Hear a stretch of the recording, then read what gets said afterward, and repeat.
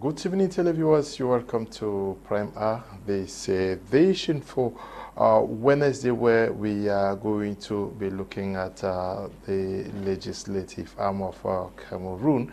We're talking of the rule of Cameroon's legislative organ, which comprises of the Senate and Cameroon's National Assembly.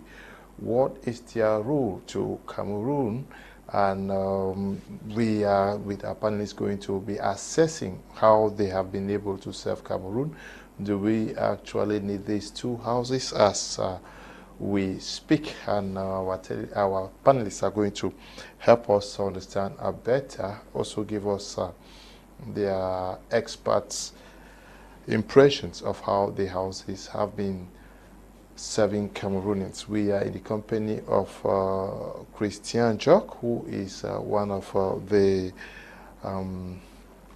big persons when we talk of the PCRN party that is led by Honorable Cabral Libi.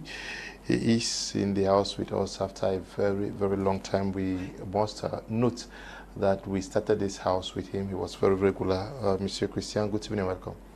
Thank you, Mr. Koum. Bonsoir à tous vos nombreux téléspectateurs. Tout le plaisir le mien de revenir sur ce panel après beaucoup de temps d'absence. Okay. We also are in the company of Mr. Clinton Lekunze, who is a graduate from ENAM, serving the nation in Yaoundé. We're glad to have you, Mr. Lekunze. Thank you very much, Mr. Koum. Thank you very much, all Cameroonians that are watching us.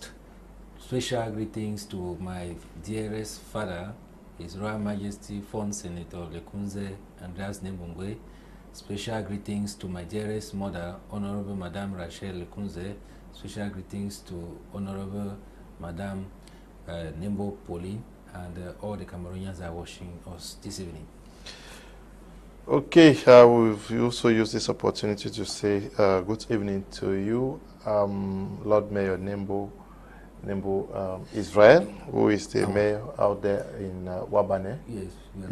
Yes, we are not forgetting our no-nonsense mayor, Mr. Nembo Ketun Israel, the mayor for Wabane. Okay. And to crown it all, good evening to our illustrious president, His Excellency President Paul Biya. We also are in the company of Paddy Asanga, who is a militant of the Social Democratic Front. He's going to be participating from Hamburg in Germany. Good evening, Paddy. We're glad to have you once again.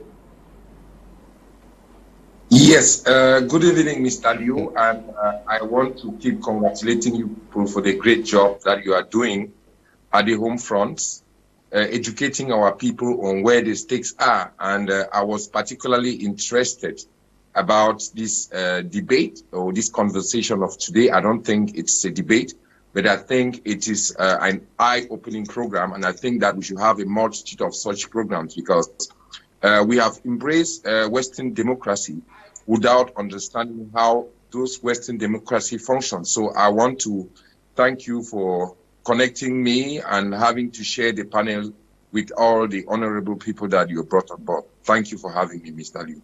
Okay, we hope that Mr. Shuneh Siaka is going to be joining us, as well as Apostle Ambe, Valentine, Ngwa, who told me that he has an emergency that he has to attend to, but hopes that he goes through with it and then joins us in the course of the program. We are talking about the legislative organ of Cameroon. We'll start with you, since you are from Yaoundé. What do we mean when we talk of the Senate and National Assembly? What is the difference between the two? Thank you very much, Mr. Liu. When we're talking about the legislative organ of the government, we are going to see that we are not discussing something out of the Cameroon Constitution. And now, the legislative organ of the government is being viewed in the Cameroon, the 1996 Constitution, that amends the 1972 Constitution, that amends and supplements the 2008 Constitution. And when you look at that Constitution in its Article 14 to Article 24, it talks about the legislative organ of the government. In its Article 14, sub 1A, it talks about the legislation of laws, that the legislative organ of the government is exercised by the parliament. The legislative organ of the government is exercised by the parliament. And if you look at sub 2 of that law, it says that the parliament comprises or constitutes 2 chambers or 2 houses. That is sub 1A, you talk about the National Assembly, and sub 2, the Senate. So we see that the difference between the 2 houses, as you have asked, is that one is the upper house and one is the lower house. Talking about the functional differences, we are going to see that these 2 houses, though they have a common function, because when we talk about the functions, we are going to talk about 2 main functions of the legislative organ of the government. We have, that is legislating laws, that is making laws, and control of government actions. But now we are going to see that these 2 houses, they do not have the same powers. They don't have equal opportunities. One house is having more opportunity than the other. That is the National Assembly is having more powers than the Senate. The reason is very simple. Because the National Assembly, members of the National Assembly, they are elected by a universal direct suffrage, and they represent the whole country. While those of the Senate, they are being voted and appointed. They are voted through an indirect universal suffrage. And some of them are appointed. Some of them are appointed by decree of the President of the Republic. And you see that the members of the Senate, they represent the local and regional authorities. Those are the slight differences to show that they have different powers, or their powers will differently. We have how many for the National Assembly and how many for the Senate? Thank you. We have 180 members of the National Assembly that are voted through universal direct suffrage.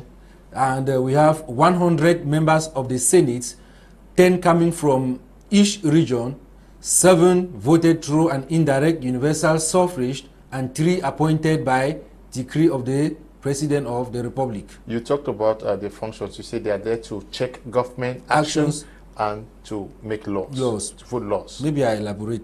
Yes. Now, we said the legislative organ of the government, they're having many functions, but they have 2 specialized functions. That is making of laws and the control of government actions. Now, when it comes to voting of laws, we see that bills in the parliament they are either done by the President of the Republic or individual members of the parliament. If bills are being suggested by the President of the Republic, we call them public bills. If they are being suggested by the individual members of the parliament, we call them private bills. So now, if you look at Article 26 of the Cameroon Constitution, it is clear when it comes to matters that are related to making laws in the parliament. So, how do the president propose laws in the parliament? The president now, he has to come up with proposals. He send them to the parliament, to the National Assembly, through the Prime Minister. The Prime Minister, head of government, present them to the President of the National Assembly.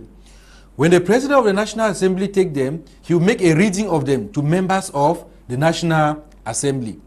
After that, they are going to, those laws, they are going to be sent now to the upper house. That is the Senate. The laws are sent to the upper house. Why are they sent to the upper house? They are sent for consideration. The upper house has to review the laws. So, the upper house can function in 3 ways. They can either reject those laws in totality, they can either accept part and reject part, or they accept all. But so far, the history of our parliament, the Senate has never rejected public bills sent by the President of the Republic. After a review, they are going to send them back now to the National Assembly through the President of the National Assembly. When the President of the National Assembly takes them, he now forward them, send them back to the President of the Republic for possible enactment. The President of the Republic, he has the duty of enacting this law within 15 days. If the President of the Republic cannot, after 15 days, if the President of the Republic has not enacted them, the President of the Senate can do that. Okay. Now, Mr. Christian, you listen to him. When you see the Senate and National Assembly functioning in Cameroon, does it reflect what Lekunze is saying? No, let me say something. Je voudrais un peu corriger ce que Lekunze a dit. Il ne s'agit pas du Parlement, du gouvernement. Il s'agit d'une institution à part entière. Au sens de la séparation de pouvoir, il existe 3 pouvoirs au sein de l'État. Le premier pouvoir, théoriquement, c'est le pouvoir législatif. Le second pouvoir, c'est le pouvoir exécutif. Et le troisième, évidemment, c'est le pouvoir judiciaire. En ce qui concerne le pouvoir législatif, dont on est en train de parler aujourd'hui au Cameroun, il faut dire qu'en théorie, il a plus de pouvoir que le pouvoir exécutif. Et je prends un exemple aussi simple. Les parlementaires vont se réunir en novembre prochain, à partir du 6, pour la session budgétaire. Ils peuvent voter une loi qui va dire qu'au bout de 15 jours, on organise une nouvelle élection au Cameroun. Voyez-vous, le président de la République est obligé, on appelle ça une compétence liée du Parlement. C'est-à-dire, le Parlement, en théorie, a plus de pouvoir, ce que je voulais déjà relever, a plus de pouvoir que le pouvoir exécutif, que le président de la République. Mais on est dans un environnement où on a tout réuni entre les mains d'un seul individu. Et la deuxième des choses que je voulais, avant de revenir à votre question, c'est de dire à Lekunze évidemment que les sénateurs représentent les collectivités territoriales décentralisées. C'est ce qu'il a dit. Hein? Oui, évidemment. En fait, les régions et tout. Je voulais prendre le okay. Vous dites que ça représente les collectivités territoriales décentralisées, alors que les autres représentent évidemment le peuple. Mais ce ne sont pas des collectivités à part entière, ce sont des collectivités nationales du point de vue de la loi, notamment. Et je voudrais relever à sa suite, évidemment, dit que l'article 26 a délimité le rôle du pouvoir législatif, c'est-à-dire le Parlement, qu'est-ce qu'il est censé faire, notamment les deux grands aspects qu'ils sont. Donc, en théorie, ils le font. La votation des lois, ils votent les lois. Mais maintenant, pour répondre à votre question, il y a quelque chose qui est pernicieux au Cameroun, c'est qu'on a enlevé une compétence du Parlement. On a dit que les projets de loi priment.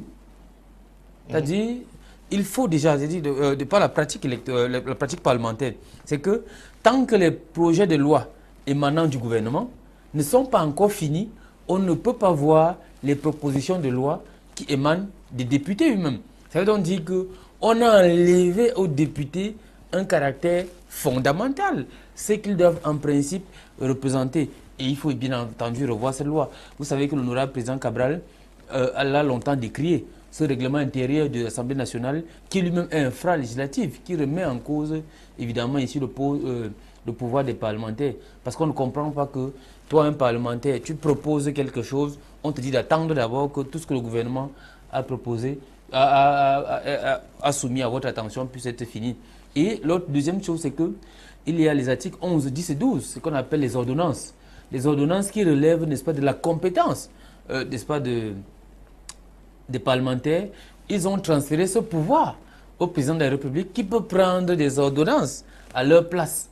C'est-à-dire, une fois maintenant, ces ordonnances ont besoin d'être ratifiées. Quand elles sont ratifiées, elles deviennent des lois. Donc, tel que ça fonctionne, il faut sortir de cette approche. C'est pour ça que nous, on a évidemment proposé au niveau de la forme de l'État le fédéralisme communautaire, que vous connaissez bel et bien. Et dans ce fédéralisme communautaire, chez Lekunze, c'est-à-dire le Parlement a un pouvoir fondamental. D'ailleurs, nous, on va supprimer le Sénat. On va supprimer le Sénat. On va parler de ça. Oui, j'en viens justement pour montrer en termes de fonctionnement, pour dire que c'est une chambre inutile en l'espèce. Et on va la remplacer par la House of Chiefs. Nous, au niveau du PCN, c'est ça notre proposition. Parce que le Sénat, à l'heure actuelle, ne représente rien. C'est une institution essentiellement budgétivore. Et d'ailleurs, même dans sa constitution, commençons par le BABA, on vous dit qu'il faut seulement les vieilles personnes. t'as dit les retraités. Pour être sénateur au Cameroun, ce que le Lekunze n'a pas dit, c'est qu'il faut avoir 40 ans. Hein? Pour être président de la République, on dit qu'il faut avoir 35 ans, mais pour être sénateur, on dit qu'il faut avoir 40 ans.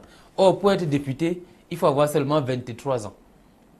Est-ce que vous essayez de voir un peu la disparité? C'est une chambre donc qu'on a créée comme ça pour compenser des vieux qui ne servent à rien. Et c'est pourquoi le Lekunze le relevait dans la navette parlementaire. Ils ne peuvent pas relire les lois. D'ailleurs, que vous prenez une loi comme la loi d'orientation budgétaire, si on vous présente une loi de 180 pages, qu'on présente souvent le matin, en moins de 2 heures, quand vous voyez tous ces grands-pères qui vivent entre l'hôpital Lénéi en France et le Cameroun, le président du Sénat est où? Le secrétaire général est où? Le vice-président sont où? Tous sont vieux quasiment parce qu'ils sont de la 80e. Donc, ils ne peuvent évidemment rien faire. Paddy Asanga, I'm sure you listen to Lekunze and just listen to Christian. Also give their impressions and yes, understanding of how this house should function and their role. What is the reading you have of the functioning and service rendered to Cameroonians by these two houses so far? Yes, Mr. Leo, I have listened to my co-panelists so keenly. Both of them have put their arguments, one arguing against the ruling party and one advocating for PCRN. And you know I am a militant of the SDF. Where we find ourselves today, we want to agree that the Senate is obsolete. We have not gotten to that point of democracy that we need Senate. The Senate is, the people who are in the Senate, they are very old people and they just go and sit there and get their salaries or whatever advantages that are attached to. But the most important thing and the most interesting thing in this whole conversation is the parliament that has the power, purportedly has the power to vote laws or to control government actions. And I think in young democracies like our own in Cameroon, the parliament has its place. But the Senate, I don't think we are mature enough to have such a house. But I would also understand why they created the Senate, because you understand that members of the Senate, not all of them are voted. Mr. Biya has the power to appoint a certain number of them. And when you appoint somebody, that person pays loyalty to you. So that's one of the reasons that I, as a militant, as an activist, as a political activist, I think that at a certain point, we have to scrap the House of Senate.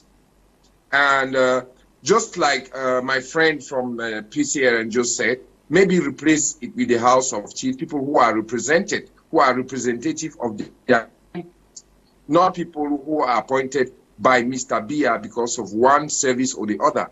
Go and look at the profiles of people who have been appointed at the Senate by Mr. Biya. They are all his friends. They are all people who have been loyal to him and all that stuff. And then the criteria of electing people into the Senate, it's also not clear. So the fundamental issue is this, and I would say it to, in particularly, I'm addressing myself to the population of the Northwest and Southwest region, which is very dear to my heart. We have to be participative in the electoral process, and we have to make sure that we vote people who go and represent what we think. Because the problems we have today is that we have embraced Western democracy without understanding the way Western democracy functions. Western democracy, there are many types of Western democracy. If we say we are Anglo-Saxon, then we have a parliamentary democracy where if you don't have the majority in parliament, you don't become the prime minister. And since we are not the majority, or we cannot have the majority in parliament, we vote political parties that can give us the majority. Or we of the Anglophone extraction, we create an Anglophone caucus in parliament that will stand for what we are clamoring for. And just like our forebears did in Enugu, we form a bloc. These are concepts that were imposed to us, and we are taught these concepts, but we don't apply them. We go around do other things, and expect different results. Now, when you look at the conception and the configuration of Cameroon Parliament, you understand that it is where we stand today. The opposition had one time had the power to control the parliament. This is something that our people should learn.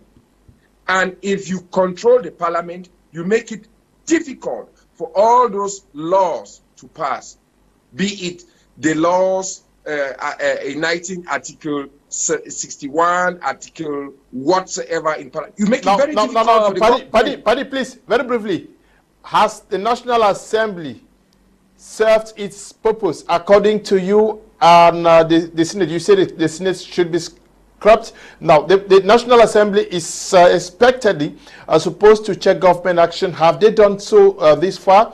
And also the making of laws. I think the National Assembly, particularly those of the opposition in the National Assembly, they have their place because they have done a great job. Remember that this whole crisis was brought to the limelight because somebody was in the National Assembly in the name of Joseph Wiba. All the scandals that we are getting and the questionings that they are holding members of the government, all the corrupt people, it's because people at the National Assembly. If you ask me the question, has the opposition done his job in the National Assembly? No matter how few they are, I will say yes. Has the CPDM done their job? I'll tell you no. They are just talking heads, and everything that comes from Mr. Biya and what you call the government, they don't criticize it. But these people, those of the opposition, as few as they are, those who are not allies of Mr. Biya's government, they have done a great job, and we should credit them for that. And that is why we are encouraging young people, young dynamic people who have learned constitutional law, who have learned administrative law, who have learned all sorts of political science, social sciences, to get into the assembly and even vote laws that will protect our ecosystem. So these are the way we look at it. So anybody who come here to argue with Paddy Asanga that the National Assembly has not, or the opposition in the National Assembly has not done anything, I'll debate that person from half noon to full noon. That's why we are still encouraging those who came out with this idea that the opposition who agree on something should stand up for a union for change and then educate the people, go to the field, because these parliamentarians, they have immunity. Nobody will arrest them. And if the government is not obsolete, why don't we go on the streets with our parliamentarians and all our elected officials who have that immunity that is consecrated in the Constitution? That is what is left for us for now.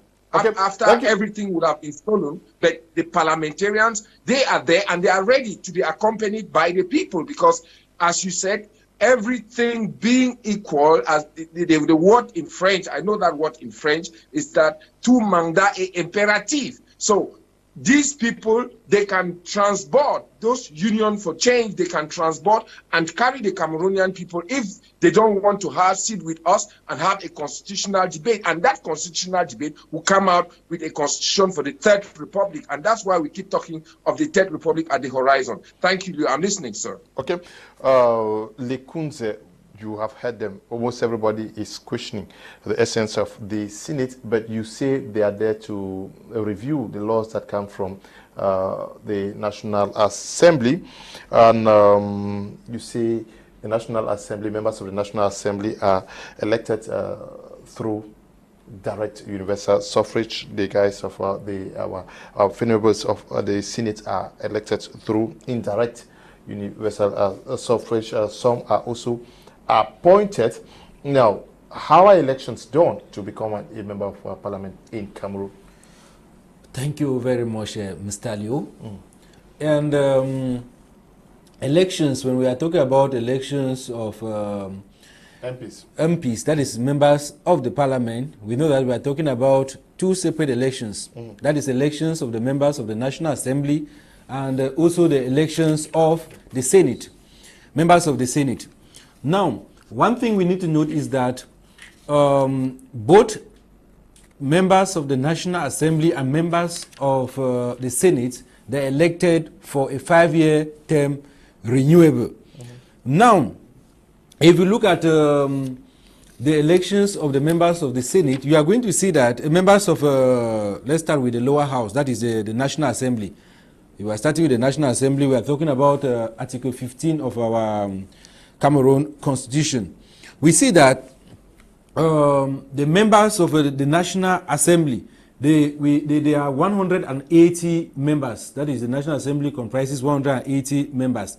They are voted through a universal direct suffrage. What is the meaning of universal direct suffrage? Meaning that all of us will participate in their elections. Now, we see that each member of members of the National Assembly represents the entire nation. And for you to become, or for you to stand for elections into the National Assembly, you must have at least attain the age of 23. You must be a Cameroonian. You must attain the age of 23. You must belong to a political party. Now, and you must belong to a particular constituency. Then, looking at members of the Senate, elections into the Senate. Elections into the Senate is done through what we call list system. That is, we know that 10 members represent each region. For the 10 members that represent each region, 7 are being voted by through an indirect universal suffrage, meaning that indirect universal suffrage, meaning that they are being elected by municipal councillors. That is, we vote municipal councillors, and municipal councillors vote our senators. Like, it is like a chain. You vote somebody that is going to vote somebody that is going to represent you. That is why we say the members of the Senate, they represent the regional and council. Now, looking at Article 15 of our Constitution, sub 4, we are going to see that, let's start with sub 3. We are going to see that because we discussed that they are represented for a 5-year mandate. Now, if you look at sub 3 of that article, you are going to notice that any imposed term, nobody is supposed to impose any term on the mandate of the National Assembly and the mandate of the Senate. But Article 15, sub 4 of that same law says that in case of crisis, the President of the Republic, in case of situations where we have crisis, the President of the Republic, after consultation from the Bureau members and the Constitutional Council, can do what? He can extend the mandate of the members of the Parliament. This extension should not be less than 40 days, and it should not be more than 20 days. Then, I think those are the few things we need to understand when it comes to the elections of members of the Parliament. Yeah, but are there some criteria that the MPs must meet? Criteria that MPs must meet. Now, we have talked about the members of the National Assembly. We have talked about the age criteria, which we spoke of. How about financial? 23. There is financial criteria too. 1 million. No, it has increased from 1 million to 1. Yes, the financial criteria is 1 million francs. That is, you must deposit the sum of 1 million francs in the state treasury, non-refundable. Meaning that if you win the election, no, if you have 5%. Yeah, if you have 5%. 5%, you can take back. Thank you very much for that correction. Okay. So you must be able to deposit the sum of 1 million francs. Yeah, but he raised the issue. He questioned the essence of the Senate upon Paddy Asanga did same. Thank you. What is your appreciation of the capacity of the Senate, Cameroon Senate, to serve and meet the expectations of Cameroonians, or they are just there to fulfill dispositions of the Constitution? When we say they are just there to when you have the impression that maybe they are just there to fulfill the condition, I am going to differ a little bit with you, because I'm asking. Yes, yes. It's not my. I'm asking a question. Because Mr. Paddy made a comment that we are not matured maybe to handle the second house, which is the Senate, the upper house. I am different with him, the fact that if you look at our constitution of 1996, the Senate was introduced in the 1996 constitution. It did not go into effect. It is until 17 of February 17, 2013, 17 years after the 1996 constitution spoke of the Senate, that we decided to come out. The first senatorial election was organized. That is on the 14th of April 2013, law number 2013/056 of 14th of April 2013. You are going to see that we took time to prepare the maturity of this house. They took time to look at, to copy from other countries that are practicing the... Yeah, I understand. I also remember that Cameroonians also thought that, okay, the constitution, what was provided for in the constitution should be implemented like the Constitutional Council. My question is whether they are meeting the aspirations of the people by a judgment. By my judgment, to an extent, they are meeting the aspiration of the people, because if you look at the system of checking of hasty legislations, one of the reasons why the Senate was introduced was because of these legislations that most of all Cameroonians will complain that they are taking bad laws at the level of National Assembly. Since the coming into place of the Senate, everything has been going well? Not 100%, but things have changed a bit. We don't have hasty legislations again. That is taking legislations from the lower house to the upper house. You see that there's a little bit of maybe the time they have given them to look at it, the consideration. Does it really change anything? To an extent, it changed. We saw this law on, was it telephone? Something on telephone that went from the National Assembly to the Senate, and because of the public outcry, the President of the Republic had to take a decision.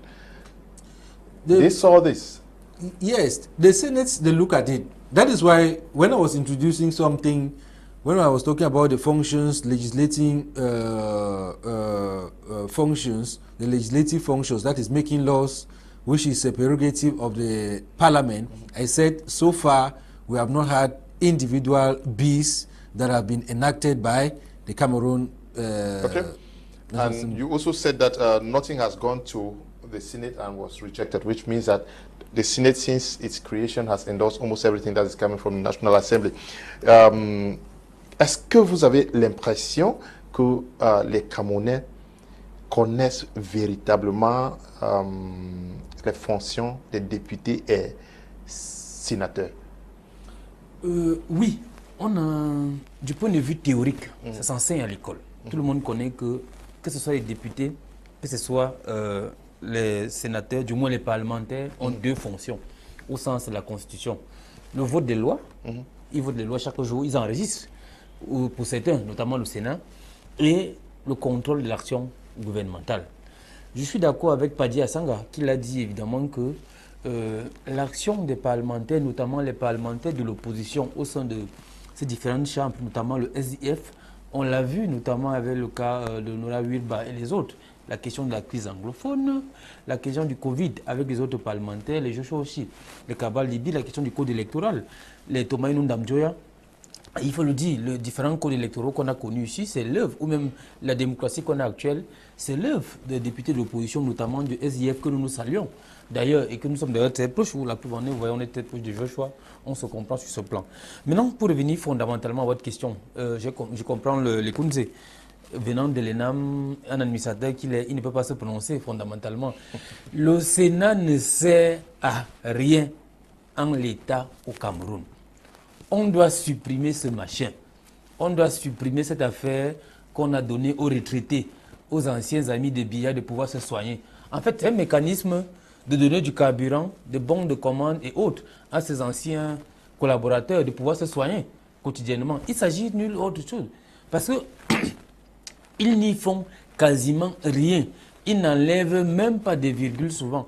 Il n'y a même pas de débat au Sénat. Si vous enlevez au sénateur Isomba Tchongi, par exemple, qui débat souvent, il n'y a plus quelqu'un d'autre. Même les ministres nous ont fait certaines confidences. C'est ennuyeux d'aller au Sénat. C'est ennuyeux pour eux d'aller au Sénat parce que ça ne sert à rien. Si vous avez remarqué, les ministres n'y vont presque pas souvent. Certains envoient même les ministres délégués ou les secrétaires pour les défendre là-bas au Sénat.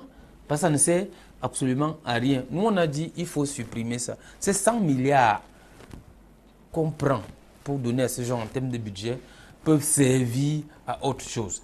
Si vous prenez 100 milliards, vous prenez le kilomètre de route, d'après le CONAROUTE, le Conseil national de la route, que préside le Premier ministre, type docteur John Ngouté, il vous dit que le kilomètre de route varie entre 105 millions et 400 millions.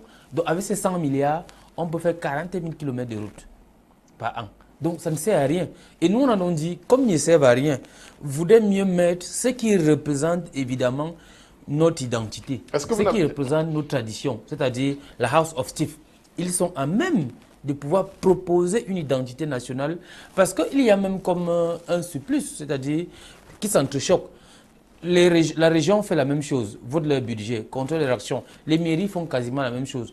Et vous vous demandez à quoi sert le Parlement, les sénateurs, parce qu'en principe, ils sont censés, on dit quoi, advocating for, c'est-à-dire pour les mairies et les autres. Mais est-ce que vous avez déjà vu un sénateur un jour défendre une mairie? Oui, mais c'est ce que vous êtes en train de dire une chose et son contraire. Je vous ai demandé si vous aussi, si l'homme de la rue comprend vraiment les fonctions des sénateurs tel que tu le dis. Est-ce qu'ils savent que le sénateur est là pour porter leurs besoins au niveau des municipaux et régionaux là-bas en haut? Est-ce qu'ils le savent? Est-ce qu'ils savent que les lois, ils ne doivent attendre que de leurs députés, le truc...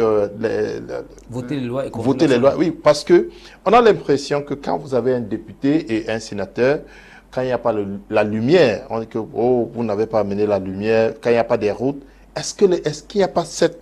Parce que les parlementaires sont censés faire les micro-projets, non? Oui. Oui. Les gens reconnaissent plus à ça. Justement, j'ai répondu à votre question, monsieur. Okay. Je l'ai dit. Maintenant, c'est que leur inefficacité, leur inaction ne veut pas dire qu'on ne connaît pas que c'est ce qu'ils doivent faire. Les gens les attendent plus pour faire des routes et des ponts et non faire des droits. Oui, maintenant, je veux dire, c'est un système gouvernemental, c'est global. C'est qu'on a démontré que ce qui représente le peuple, et même c'est leur mensonge pendant la campagne. Moi, j'étais candidat ici aux législatives, ici à Vori-Est, j'étais candidat ici. Quand j'allais rencontrer les gens, on me demandait, Njock, qu'est-ce que tu comptes faire? Est-ce que tu vas nous construire les écoles ici? Et je disais que non, ce n'est pas le rôle du député. Le député, c'est voter les lois et contrôler le gouvernement.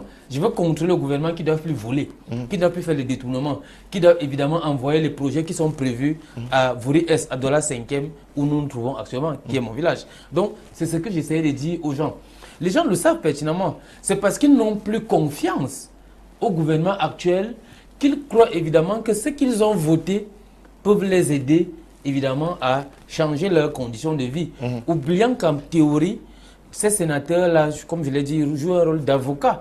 Mais maintenant, leur rôle d'avocat, ils ne le font pas parce que j'ai pris la cause. Parce qu'ils sont fatigués, parce qu'ils sont des retraités, parce qu'ils sont vieux, parce que le système les a mis dans cette posture. C'est-à-dire, on a affamé. Quand vous voyez, sur les 100 sénateurs, quand vous voyez généralement les rentrées parlementaires, ils sont au moins 70, que ce soit les petits-fils, soit les enfants, ne tiennent pas la main pour qu'ils arrivent au Sénat. À partir du 6, on va, n'est-ce pas, convoquer les sessions budgétaires au Sénat et à l'Assemblée nationale. Allez-y voir comment ça se passe. Le cadre du Sénat, et ils sont au palais de congrès où il faut monter les escaliers. Je vous assure, ça fait pitié. Je dis bien, sur les 100, pour être modeste, je vais parler de 80. Pour que tous ces gens montent, il faut avoir les petits-fils qui les tiennent par la main pour qu'ils aillent s'asseoir. Juste pour être là le premier jour. Une fois qu'ils vont émerger, ils vont rentrer. Le cas du président du Sénat, on l'a vu la fois dernière. Il est venu juste pour la présidence parce qu'il fallait réélire le président du Sénat. Une fois que c'est fini, on l'a ressorti. Le soir, il est encore entré dans l'avion pour rentrer dans son lit de malade en Neuilly, en France. Et vous croyez que ce genre de personnes qu'est-ce qu'ils peuvent faire? Ils ne peuvent évidemment rien. Paddy Asanga, do you have the impression that Cameroonians understand the role of an MP or a senator? Do they know what they should expect from these persons? And do these persons, before the election, explain what should be expected from them to the people before they are elected? Can you unmute your device? Yes. Okay. Can you hear me, Leo? Yes, go on. Yes. I'm very happy with the question that you just posed on the table. And when you were asking that question to my friend from PCRN and Lord Mayor Lekunze, I was very, very pleased. And you asked the question to find out if the common man understands the role of the Senate in Cameroon. Of course, the common man doesn't understand the role of the Senate in Cameroon because they are inactive. But if you want to understand the roles of MPs in Cameroon, then you would understand the positions of those of the opposition, be it from SDF, UDC, PCRN, what they have done so far. Have you tell me one senator who has done a micro project in his or locality?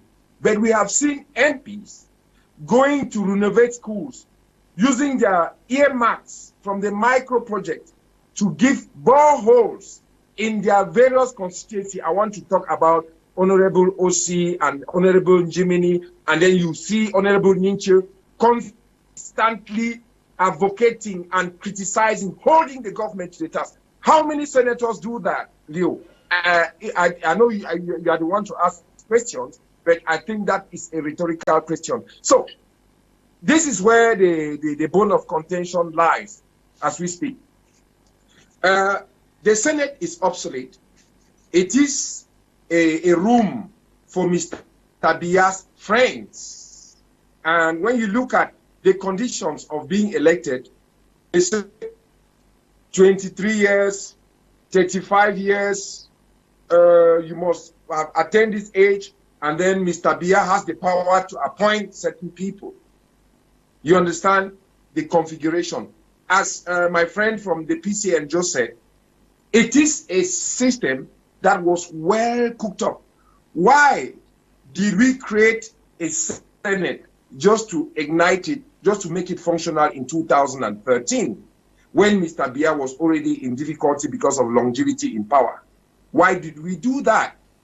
So, when we look at the global picture, you will understand that the MPs of the opposition who are not aligned to Mr. Biya's policy, who are advocating for federation, be it communal federation or two-state federation or 10-state federation, they have their place.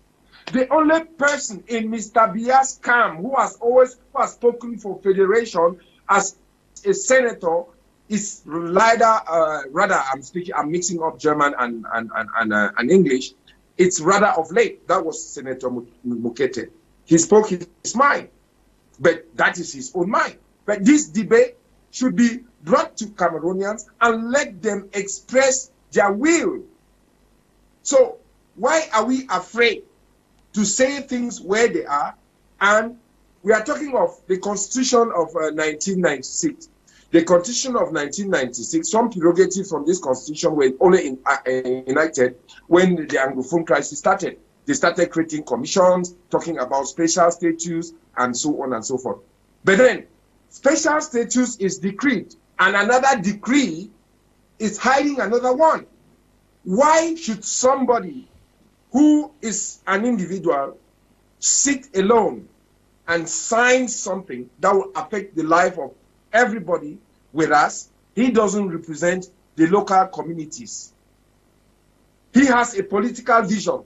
That political vision has to do with his vision for the international policy, the monetary policy, but the local policy goes back to the communities. And that's why we are talking about a federation that should be enacted in the Constitution. Now, should not be a decree. Paddy Asanga, why do Cameroonians expect MPs to engage, and they are expecting the MPs to engage in the construction of their roads, provide water and electricity, and are not holding them are accountable for what they are elected to do, that is checking government actions and possibly enacting good laws? Why should we expect the MPs to do what the Ministry of Public Works and others should be doing? You know, before being an MP for the nation, where they say every mandate is it's universal or it's national, you are an MP for a locality and you get earmarks. You get earmarks. Earmarks are what we call earmarks in English. They are these funds that are given to MP to help their community in one way or the other. Some people build small bridges, some people provide boreholes, others build schools or renovate classrooms and all sorts of things. That is what they are expecting. But besides that, you have to understand that our people think that the MPs, that is a way of thinking. That's what I told you, that our people are not matured enough to accommodate Senate. They are holding MPs accountable, but nobody's talking about the Senate. MPs get earmarks, but what they do with their earmarks, we should hold them accountable. But holding MPs accountable for not having electricity, they can only denounce it. They can only put that debate. They can only go to question those public services who are in charge, because those public services are supposed to be controlled by the government, and they are supposed to control the government. I think that's why our populations always run to our MPs to ask them that we don't have electricity, because they are the voice of the people. And we know that our democracy is not mature enough that a common man like you, me, you, and somebody who is a buy and seller who get up and speak without any immunity, that person would automatically be a target, maybe from his SDO or senior divisional officer or divisional officer, that he wants to create public disorder. So that's why they always run to their MPs, so that these MPs, they are the people who they mandated to go and sit and talk on their behalf. I think that is why our people are very right, and some of our MPs are doing a good job, and mostly those of the opposition. When there is a problem, they go and meet the competent authority and ask them where the problem is, and this competent authority, what they call the ministry in charge or ministère de tutelle, they now, because the MP has immunity, he cannot be arrested,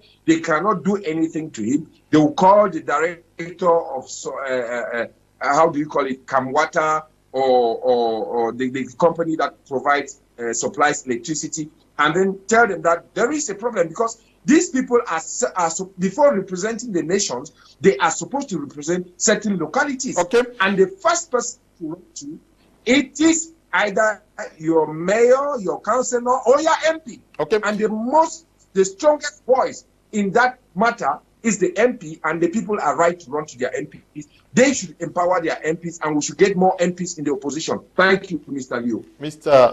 Lekunze, there is this notion that MPs are for the nation. What do we understand? These MPs they are elected by their respective constituencies, right? Yes. But how do we understand that elected now they are MPs for the nation, and how is that reflected in the way they carry themselves? Thank you very much once more, Mr. Liu. That's a very good and important question. We said MPs, they represent the whole nation. When we say MPs represent the whole nation, we are saying that MPs, it is the way their election is done, universal, everybody. The President of the Republic, President Paul Biya, might be voted by CPDM members, but immediately he is president, he is representing the whole nation. That is why we said, since the elections of the members of parliament, the members of the National Assembly is done through a universal suffrage, everybody takes part in the election, it shows that at the end of it, everybody, the will of the people has been answered or has been demonstrated. So MPs now represent the whole nation. That is the impression about it. When we were discussing the functions of the MP, we elaborated on the making of legislation, that is making of laws, but we left out something when it comes to control of government actions.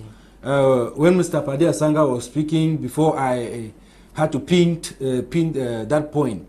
When we talk about MPs controlling government actions, now he spoke about the opposition MPs that are working there, they are doing some things, and maybe the main or the ruling party MPs are not working as he's insinuating. Cameroon is a country of law. All of us, we agree that. And we like to, there are times we question maybe even the constitutionality of laws. When we talk about control of government actions, our law is clear. The law, the constitution is clear. If you look at Article 15 of Article 15, you are going to see that control of government action is done through question and answer session in the parliament. When we talk about question and answer session, the law have simplified it that for you, for government actions, since a time maybe some individuals or some government representative, maybe they might misused power, as John Locke questioned, that maybe power tend to corrupt. Now, government actions are controlled through question and answer session in the parliament. What has the constitution said? For you to ask a question to a member of the government, you are supposed to do, questions can be done in writing and they can be done in oral. And they have specified the type of oral questions you can address a member of government, and they have also specified the type of questions you can address through writing to the member of government. There are times that some members of the National Assembly and the Senate, especially, I'll put it in quote, the members of the opposition, they go beyond that what the constitution have said, to ask questions out of what they have presented to members of the government. This is when Cameroonians, maybe especially the layman, let me put it in quote, who do not understand the rule of a member of a government, come in now to say this question maybe was asked and a member of government did not address this.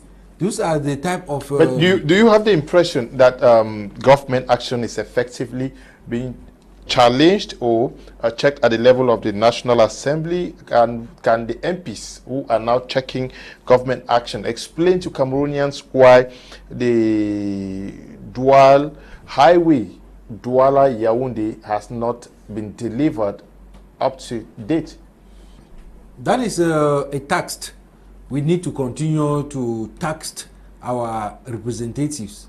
That is the member of National Assembly, the members of the National Assembly and members of the Senate. It is their tax to take government actions or to control government. Yeah, because this I'm sure the Minister of Public Works, he comes there every year. Can the MPs today, checking government action, tell Cameroonians, have they done that? That we are checking, this road was supposed to have been delivered, it is not being delivered, this is how much work has been done. Are they telling Cameroonians to show that they are checking government action? Mr. Leo, looking at that angle, you are going to see that it is going to be taken to the individuals, especially the contractors. You are going to bear with me that they are parliamentarians, they are members of the government, they are the members of the parliament that have questioned the Minister of Public Works. And we have seen situations where the Minister of Public Works himself, he has gone for supervision. And he has, in the field, he talked with the contractors. And the contractors, they give us assurance it is now an individual, a tax. We as Cameroonians, we should not look at it at the level of the Senate or the National Assembly. Monsieur Christian, est-ce que vous avez l'impression aussi que cette appellation que les députés sont pour la nation, est-ce qu'on les voit lutter pour ce qui concerne la nation? For example, il y a quelque chose qui se passe dans le nord et on voit les députés de la Sanaga maritime se dépêcher dans le nord parce qu'ils sont les députés de la nation. Quelque chose qui se passe dans le sud-est, on voit les députés de Diamaré qui se dépêchent dans le sud-est pour... Est-ce qu'on voit ça? Ou comment comprendre que les députés sont les députés de la nation? Oui, évidemment, il faut le dire que cette question, on peut le répondre de deux façons. Okay. Déjà, ils sont les députés de la nation parce qu'ils votent des lois qui s'appliquent à toute la nation. D'accord? Donc, c'est-à-dire, ils n'ont pas choisi. Et deuxièmement, on a vu des députés qui défendent des questions d'intérêt général et même national. J'ai vu par exemple la question du titre foncier. Comment la défense du titre foncier. J'ai vu les députés Kabalibi, Ngoïsi, Benil de Djemeni du SDF. Tous ont défendu cette question. C'est-à-dire, ils défendaient la question du Vori, des députés dans la question du titre foncier dans le Vori, alors que personne n'est député dans le Vori. On a vu la question du Nozo, par exemple. On a vu comment le député Cabral et les autres, Cabral Libi et les autres, n'est-ce pas, défendre cette question. Est-ce que quand il est descendu là-bas, il était déjà député? Non, député? Non, je veux dire défendre la question. Non, mais lui, il n'était pas député. Oui, je veux dire, la question c'est que leur arène, c'est le Parlement, en principe. C'est au Parlement où ils sont censés, évidemment, contrôler l'action. Vous avez vu qu'on a demandé au ministre Nganou Djemesi que vous avez convoqué les travaux publics, qui, on sait que le kilomètre de route, c'est 400 000 au Cameroun, mais lui, chez nous, 400 000 autant pour moi, mais lui, c'est 4 milliards le kilomètre de route. La question de l'entrée de Vori Sud et autres, je veux dire Vori Nord, donc la pénétrante Est, on l'a vu à Douala. Donc, ces députés le font, mais seulement à la différence que tout le monde, il est difficile. Il y a ce qu'on appelle la question de l'écologie politique. Quand vous êtes par exemple un député d'Union et que vous avez voulu citer, ou de la Sanaga maritime, vous devez, n'est-ce pas, faire le tour de 11 arrondissements. C'est-à-dire, pour partir de Ndom, pour Dizangue, il faut par exemple, saison pluvieuse où nous sommes, il faut autant de semaines pour y arriver. Donc c'est difficile. Je crois quand même que il faut revoir la chose et voir dans quelle mesure, évidemment, évoluer et changer les choses. Parce que c'est difficile en l'espèce. C'est pourquoi on pense que les députés doivent évidemment rester dans leur rôle. Et même, il faut au moins que chaque mois, ils puissent rester au Parlement. S'il faut attendre les 3 mois, comme ça se passe, les problèmes se passent souvent, ça devient difficile sur le terrain. Et tel que nous connaissons l'environnement dans lequel il se trouve, je prends le cas en ce moment du Logon et Chari, où il y a les eaux qui ont envahi la question de la digue. Vous voyez que partir de Douala ou de Yaoundé pour un député ou partir du sud-ouest, des députés par exemple de la Magnou, pour se rendre, évidemment là-bas au Logon et Chari, à la sortie avec le Nigeria, c'est un peu compliqué. Donc ce qu'on attend des députés, c'est qu'au sein donc du Parlement, qui est leur maison, c'est à ce niveau où ils doivent s'exprimer. Maintenant, je voulais convoquer autre chose, c'est que Lekunze a parlé tout à l'heure de la question des questions orales et questions écrites. C'est un autre banditisme là-bas. Là-bas, il ne s'agit pas de la Constitution, il s'agit du règlement intérieur de l'Assemblée nationale.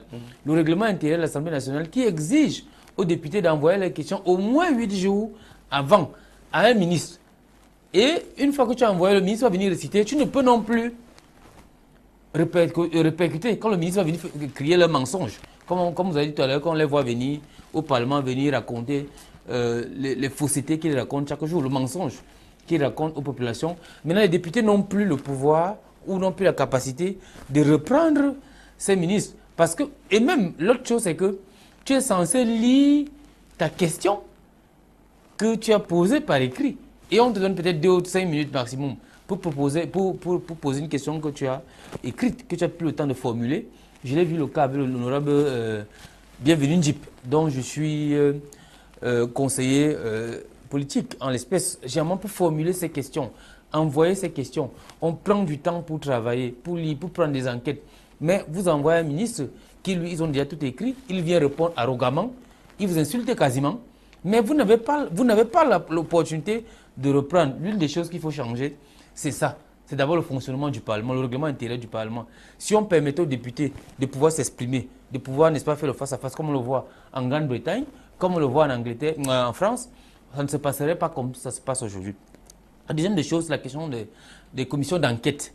Pour construire les enquêtes parlementaires au Cameroun, c'est toute une gageure. Depuis 2004 ou 1996, est-ce que vous avez vu notre enquête parlementaire au Cameroun? On refuse quasiment.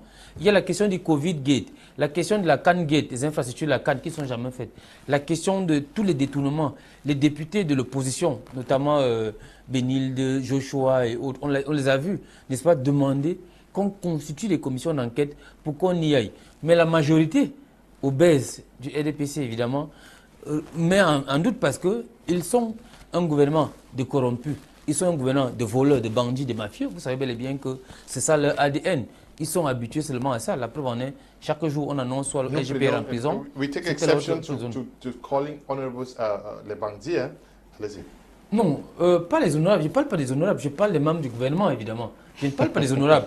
Je dis évidemment que parce qu'ils sont complices, parce qu'ils vont faire des marchés chez ces ministres, la preuve en est, vous n'avez qu'à voir comment ces députés du RDPC sont incapables de parler devant les ministres.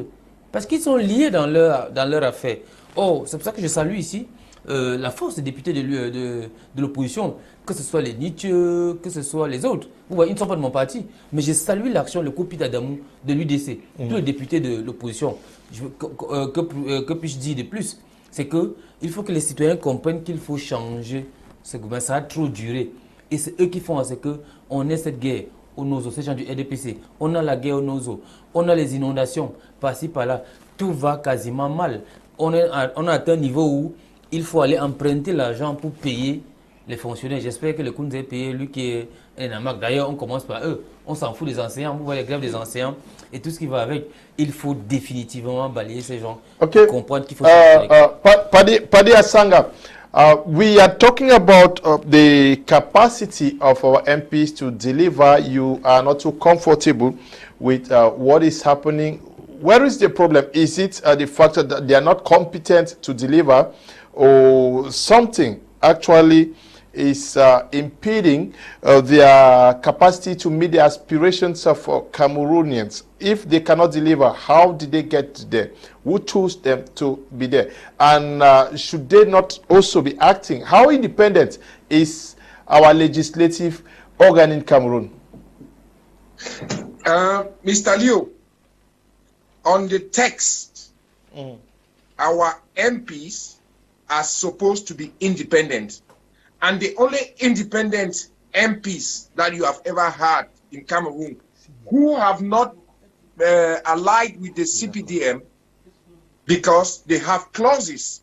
But every independent opposition party that has never been in the Mr. Biya's government, who have not created any alliance with Mr. Biya's government, they have always been independent. And I will tell you, you know, this constitution of 1996, that article that they ignited in it, that every mandate is imperative. What does imperative mean? Imperative means that it is transpartisan and it is not limited from the constituents that voted you.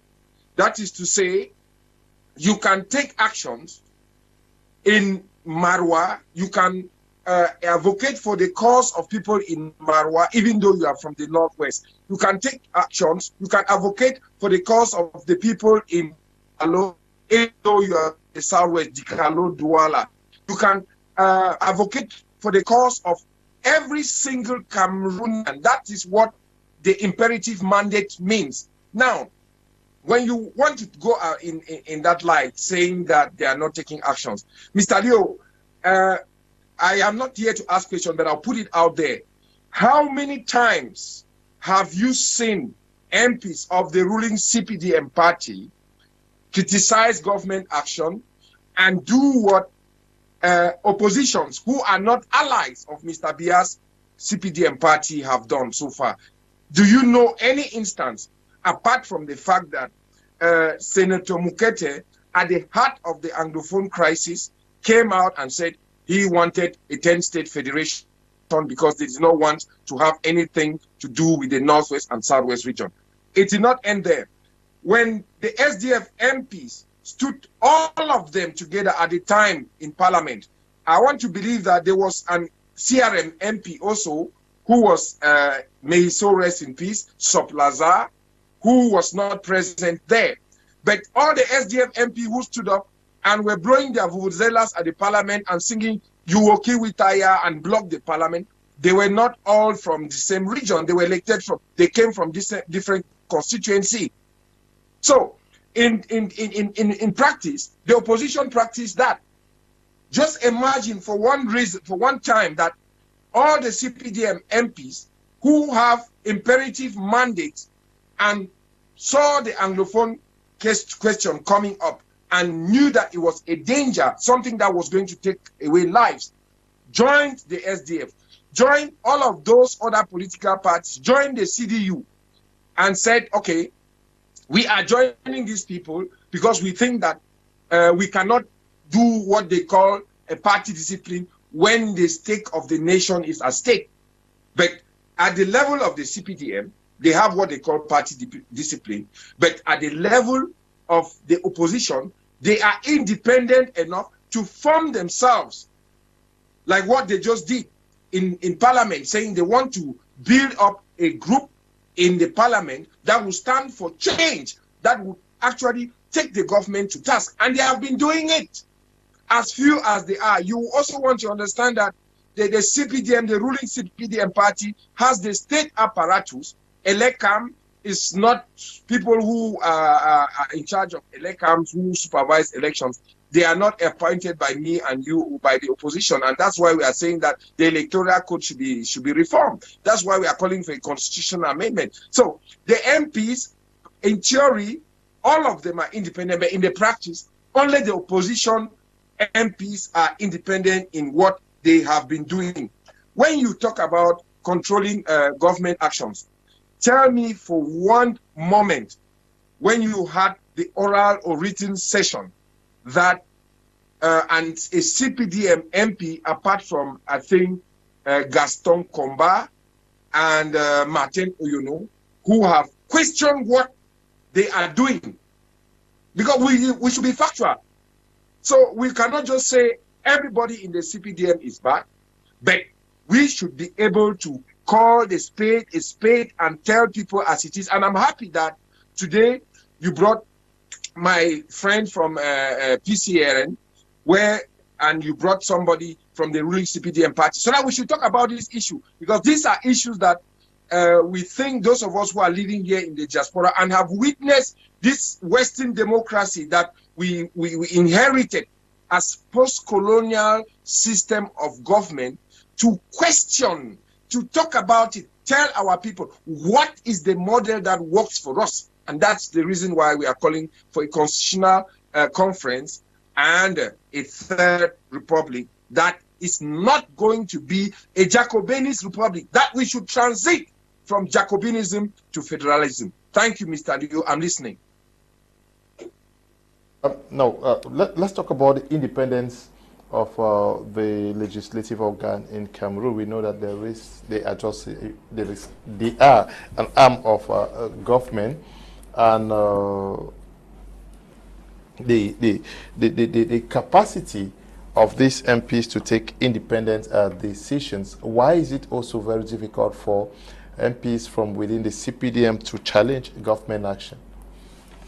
Mr. Liu, thank you very much. I want to, before I go to that question, I want to make a little bit of correction from what Mr. Paddy Asanga said. Mr. Paddy Asanga, you are not on I'm reminding you that I'm not here on behalf of any party. We are here to discuss on the national, on the parliament, but I'm not coming under the canopy of a party.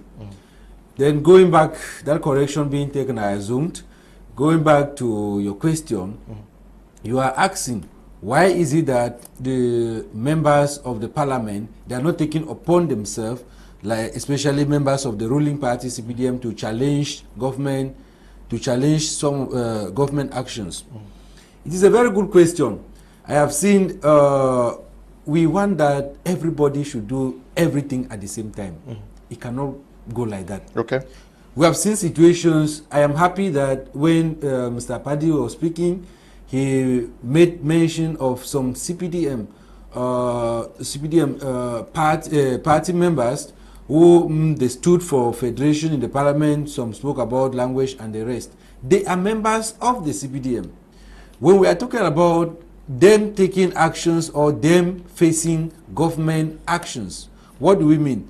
A majority of, or let me say part of them, you know that every party, be it CPDM, be it SDF, be it PRO, CN and the rest, they have their own party discipline. They have their own internal rules and regulations. And now, if our own internal rules and regulations maybe limits you from speaking in the parliament without maybe discussing in your own internal house, it is forbidden. Cameroon, we should remember, is a country that we have, or we deal with the law. We work with the law. So if the law has specified that maybe CPDM or SDF can talk anyhow, maybe it is not like that with the CPDM. So I am saying that it is a matter of a party, it is a matter of the party and a party's representation. And one thing that we are going to encourage Cameroonians, especially the ruling party, is that they should involve in change. And when they are involving in change, change is not taken by force.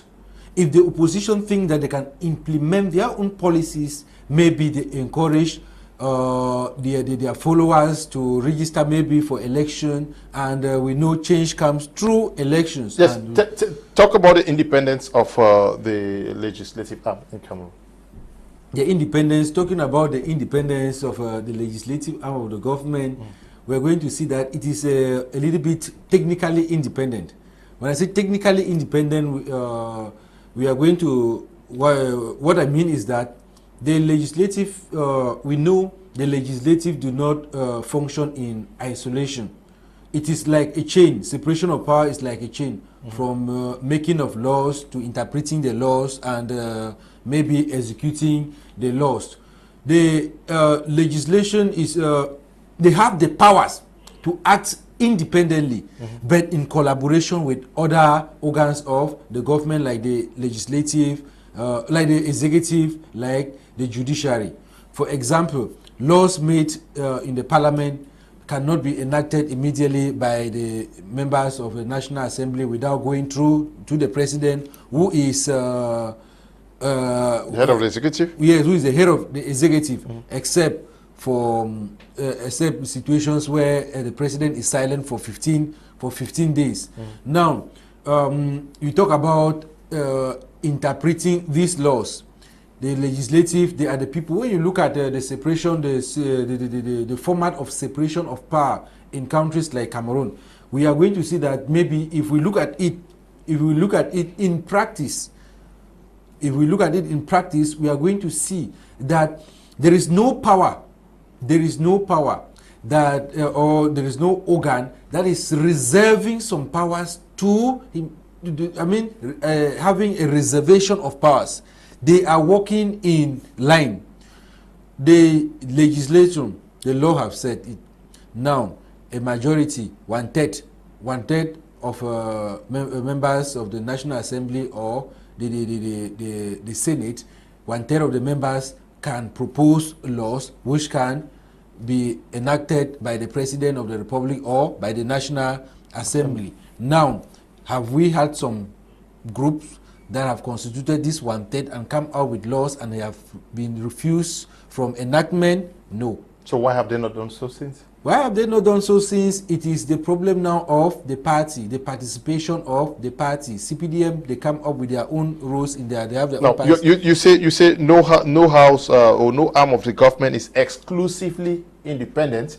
That's what you are saying. But now, coming to accountability, to whom do they render account? MPs. To whom do MPs render account? Now, when you talk about accounts, it depends on the type of accounts you are talking of. MPs, they don't manage government. No, accountability. To whom do they render account? They are elected. They are elected, right, by the members of their constituencies, yes. right? The population. Now, do they come back to the? Do you have the impression that they tell the people what they have been voted to do? They have been doing. Okay. They have been doing. Well, affirmatively, I will say MPs have been doing. For the few I have witnessed, they have been doing. I've seen situations like in the, I will take example with my own constituency, LBLM. I've seen situations where the members of the parliament, like Honorable Bernard Fojo, he goes back to his people and said, this is what I brought from the National Assembly. We are going to engage in maybe the construction of bridges, maybe in these 3 subdivisions. We are going to renovate schools, and this is something that, and Mr. Leo, when you talk about accountability, you're going to see that there are situations where you are going to accept that it is not easy for some constituencies. For example, an MP in the Douala cannot, the level of execution when it comes to or accountability cannot be the same like that of LBLM. Why? The reason is very simple. LBLM, we Douala is like we have crisis now in LBLM. No, we are talking generally. In a general, yes, in a general sense, talk about maybe the development in the constituencies. No, it can never. No, Lekunze, there are laws that were passed or voted in Parliament last year and maybe this year. Do you think that the people actually understand what laws have been voted and how they were voted and the implications these laws have for the people, especially? We know the outcry that came, emanated when this telephone tax stuff went through. We know of the dust that was raised when this other law on money transfer was taken. Did the MPs come to tell the people that these are the justifications for these laws? Did they tell the people? Thank you, Mr. Leo. It goes back to the same thing. Now, MPs, who are they representing?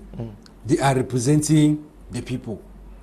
They say they are MPs for the nation. Yes, they are representing the nation. So now, asking a question, if MPs, they are taking decisions in the parliament, decisions that they are taking to the parliament reflect the people. MPs, they go to the people, they take suggestions from the people. In the parliament, they are taking decisions that are reflect their people. So you think this money transfer tax actually reflects what the people want? The telephone tax actually reflected what the people want, and yet they were angry about it? We can, you know, it can never satisfy everybody. Okay, at least some people are happy with it.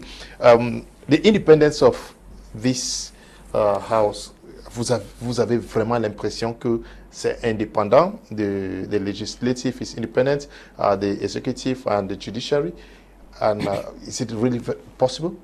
Non, je réponds tout de suite, non. Dans la pratique, on le voit, parce qu'il est resté sur technically ou bien sur la théorie. Maintenant, dans la pratique, c'est non. Le Parlement camerounais est inféodé. Je vous prends le récent débat d'orientation budgétaire qu'il y a eu en juin dernier, que vous avez vu, les parlementaires du PCN et du SDF bloquer le Parlement ont demandé de quoi il est question. La loi dit qu'au plus tard, le 30 juillet, on doit recevoir le projet d'orientation budgétaire. Mais on vient donner aux députés le matin à 10 h 180 pages, comme 180 députés, pour adopter à 12 h. C'est pas possible. Dans un environnement normal, évidemment, c'est que le législatif est a priori indépendant.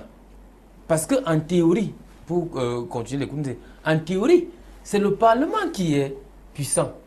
Parce que le Parlement peut démettre le chef du gouvernement, c'est-à-dire à travers les motions les questions de censure, les motions du gouvernement. Donc il peut le démettre. Mais tel qu'on voit comment ça fonctionne. Et l'autre chose, c'est que, première des choses, pour marquer, n'est-ce pas, pour corroborer à votre question, la question des projets de loi. Est-ce que vous imaginez le travail parlementaire, c'est-à-dire c'est que le parlementaire allait faire voter, proposer les lois, on lui dit, tu laisses d'abord ça de côté, d'accord, tu dois voter ce que le gouvernement a proposé. Est-ce que tu sais de voir? Donc ça pose déjà un problème en termes d'équité, je préfère ne pas parler d'indépendance, en termes d'équité. C'est-à-dire, on peut renvoyer ça 4 fois avant de voir maintenant d'inscrire ça à l'ordre du jour. Et tant qu'il y a toujours les projets, donc c'est pas sérieux. Et l'autre chose, c'est que les députés du RDPC, du parti au pouvoir tel qu'ils sont, ils sont quasiment nommés. En fait, eux, ils ne sont pas élus, on voit. Comme ils doivent, n'est-ce pas, leur pouvoir à leur président de la République, au gouvernement, ils sont fâchés. Je vais vous faire une confidence. Les questions orales que certains de nos députés posent souvent, c'est les députés du RDPC qui viennent nous donner ça derrière, qui rédigent. Mais comme ils sont incapables de pouvoir le faire, comme ils ne sont pas indépendants, ils sont obligés de passer par les autres pour pouvoir le faire en disant, poser telle question, dis telle chose. En fait, ils nous donnent des éléments pour pouvoir... Bon, nous, ça nous arrange de toute façon. Parce que nous, on est indépendants a priori. Donc, il faut le dire, les députés de l'opposition sont indépendants, mais les députés du parti au pouvoir ne le sont pas, parce qu'ils sont tenus. Tout à l'heure, le Lekunze voulait parler de la question de la discipline. Non, il ne s'agit pas de la discipline. Si on part du postulat selon le fait, on est un député de la nation une fois élu, on n'est plus député de sa circonscription, on est censé défendre les intérêts nationaux. Et qui dit intérêts nationaux, c'est défendre l'ensemble des intérêts du pays tout entier. La question du téléphone que vous avez convoqué, ou alors de l'imposition de la taxe foncière, ou de la taxe sur les envois d'argent, ce sont des questions essentiellement sensibles. C'est-à-dire, on ne peut pas vous envoyer de l'argent, on vous coupe à l'envoi et au retrait, c'est un problème fondamental. La question du gaz en ce moment, est-ce que vous avez vu les députés du RDPC pouvoir parler parce qu'ils ne sont pas indépendants, parce qu'ils ne peuvent pas le faire? S'ils le font, on va les enlever. Comme on avait enlevé l'honorable Aya Abine, comme on a enlevé le député, comment on l'appelle, le député de l'Océan, de Kribi, l'ancien député. On l'a enlevé. Oyono. Comment dire Oyono. C'est-à-dire tous les députés qui peuvent parler, qui peuvent dire telle chose, ils ne font pas. Mais du point de vue théorique, ils sont indépendants. Mais dans la pratique, les députés du RDPC ne le sont pas. C'est dommage d'ailleurs. Alors qu'ils sont censés contrôler l'action du gouvernement, ils sont censés donner un autre cran. S'ils le faisaient, c'est que le gouvernement ne fonctionne pas tel qu'ils sont. Mais comme ils sont complices de ce qui se passe, ça nous gêne énormément. Heureusement que certains députés de l'opposition sont là. Vous voyez comment ils ne sont pas nombreux, mais à travers leur pertinence, à travers leur courage, ils réussissent quand même à imposer le débat au sein de ce Parlement. Vous voyez, il y a peut-être, avant les années 2020, on ne savait pas ce qui s'est passé au Parlement. C'est que comme si c'était une maison close. On ne voyait pas. Seulement la CTV pour nous donner quelques extraits au journal le soir. Aujourd'hui, on voit les débats en direct. On voit comment les parlementaires s'expriment. Et ça commence à changer. C'est à saluer évidemment ce travail harassant fait par les députés de l'opposition, mais il faut changer. Donc moi, je n'ai même pas besoin de continuer en disant que les députés de l'opposition sont indépendants, mais ceux du RDPC sont inférieurs. Est-ce que vous avez l'impression qu'ils rendent compte de ce qui les attend? Parce que je demandais si les projets de loi, il y a beaucoup qui ne sais pas, qui fait parler beaucoup de gens. Est-ce qu'ils prennent la peine d'expliquer ou justifier pourquoi certaines lois sont votées? Oui, pourquoi ils ne le font pas? Certains ne le font pas, il faut le dire la vérité. Nous, on s'est confrontés à ça. Parce que c'est justement à travers la question des comptes rendus parlementaires. J'ai vu l'honorable Joucha aussi parfois aller le faire. À Manoka, réunir les gens, pouvoir le faire. L'honorable Kabal Libi descendre sur le terrain, discuter avec les autres. Mais ceux du RDPC, quand on vient te donner une loi le matin où tu dois seulement soulever la main, tu ne sais même pas de quoi il est question, tu vas les rendre compte de quoi? Dans la mesure où, déjà, tu sais que ton élection ne dépend pas des populations, alors que c'est eux qui t'ont élu. Tu crois que c'est le président de la République qui t'a nommé. C'est pourquoi ils s'en foutent parfois des populations, ils ne vont pas rendre compte. Je ne sais pas combien de députés RDPC vous connaissez qui rendent compte. Comme vous et moi, nous sommes à Douala. Nous sommes ici à Vouré-Est, juste à côté, à 150 mètres d'ici. Notre député habite ici quelque part. Vous l'avez déjà vu réunir les gens ici un jour? Ou bien nous rendre compte? On ne sait même pas que notre député est là à côté. C'est parce que moi je suis un politicien, parce que j'étais opposé à elle, que je sais qu'elle est là à côté, l'honorable Pokosi. Mais elle ne nous sert à rien, parce qu'on attend même au moins de venir mentir les gens, au moins. C'est-à-dire, quand vous les voyez quand même, vous savez qu'ils sont venus, ils vous ont quand même dit ce qui s'est passé au Parlement, vous pouvez entendre. Mais une fois qu'ils sont élus, vous les attendez encore aux prochaines élections. Sinon, à quelques jours, avec leurs complices ministres, ils vont concocter quelques petits trucs là pour venir encore bénir les populations. Mais on demande aux populations d'être vigilantes, de voir ce que nous leur proposons. Évidemment, l'autre problématique, c'est de décentraliser ce Parlement. C'est de décentraliser, c'est-à-dire de sortir de cette approche centralisante pour en arriver au fédéralisme. Et nous, on propose le fédéralisme communautaire. Une fois qu'on arrivera à ce fédéralisme, vous verrez évidemment que quand vous avez des régions autonomes qui pourront se prendre en charge d'elles-mêmes, qui pourront comprendre que le devenir de leur population dépend d'elles, on aura des représentants du peuple qui pourront s'exprimer en toute légitimité, en toute franchise et en toute liberté. En l'espèce, avec ce que Paddy Asanga a appelé ce régime jacobin, vraiment, n'attendons rien de ces gens parce que rien ne changera avec eux. Il faut envisager autre chose, il faut proposer une alternative. Et cette alternative que nous proposons, que vous connaissez bel et bien ici, c'est ce qu'on a appelé Point Cameroun, qui protège et qui libère les énergies à travers la forme de l'État, qui est un principe cardinal. Parce que l'autre chose qu'on parle ici, vous parlez de deux institutions, c'est-à-dire des institutions fondamentales de l'État. Il faut que ces institutions même reflètent d'abord la forme de l'État. Quand vous avez un État à variance unitaire, c'est-à-dire un régime, n'est-ce pas, centralisé comme ça se passe, c'est évident que les autres institutions qui sont censées jouer la notion de check and balance, la notion d'équilibre, telle que prônée par Montesquieu, ne puissent pas le faire. Or, si on en arrive à un État à vision fédérale, tel que nous proposons, vous allez voir que les populations, par exemple, de l'Ebialem où il vient, se sentiront impliquées, comprendront que nous sommes ici à la base, voici ce qui nous représente, voici ce qu'ils proposent et elles seront proches du pouvoir. Donc, en fait, il faut dire à tes homologues, parce qu'on dit que c'est vous qui avez détruit le Cameroun, les Enamak. Vous comprenez pourquoi l'honorable Joshua aussi avait demandé de supprimer cette école, par exemple, ou du moins, pouvoir la réformer pour qu'on puisse we're going to be looking at that. Paddy Asanga, let's talk about this issue of accountability. MPs before the election are very friendly. They become so common, and they become the friends of Benskines. They become the friends of taximen, and give the impression that once elected, they're going to be living among the people and telling them exactly what they are doing at the level of the parliament. Also giving the impression that before going, they are going to come around with the Bayam Salams to collect what is their worry. Is that the impression you have of our MPs today? Mr. Liu, there are two types of MPs and in the Cameroon Parliament. There are MPs who are bound by party disciplines, and there are MPs who respect what is ignited in the Constitution that says your mandate is imperative. That is to say, you represent every Cameroonian, and that's why they get what they call, there are three types of passports, and one is accorded to the MPs. The one, they call it in French, the passport. All MPs have those documents.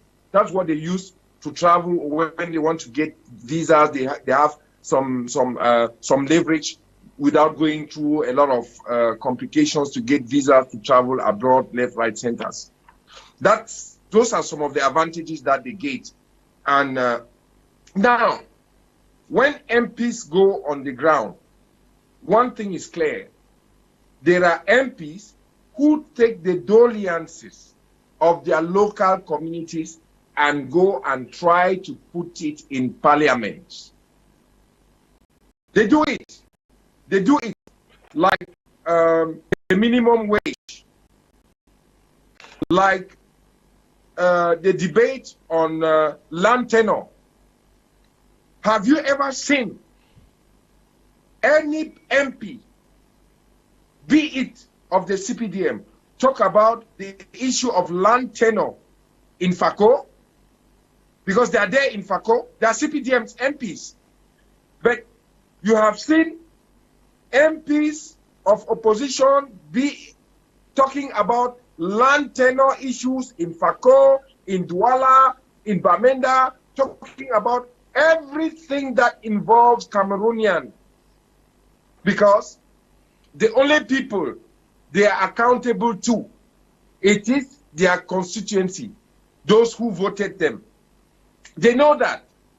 And every MP that doesn't respect that line of conduct is voted if it's from the opposition. And Every MP from the CPDM party who doesn't toe the party line, the next election, you will not be co-opted. That's why you have people like Gaston Komba and Martin, and the rest, they have been kicked out. But you understand why opposition MPs keep winning their seats, because they do their jobs. If they are not threatened or they have not been forced by the barrel of the gun to leave the assembly, as is in the case in the Northwest and Southwest region.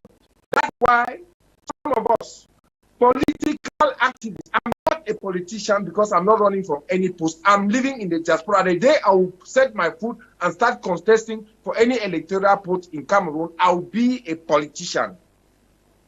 We are saying that.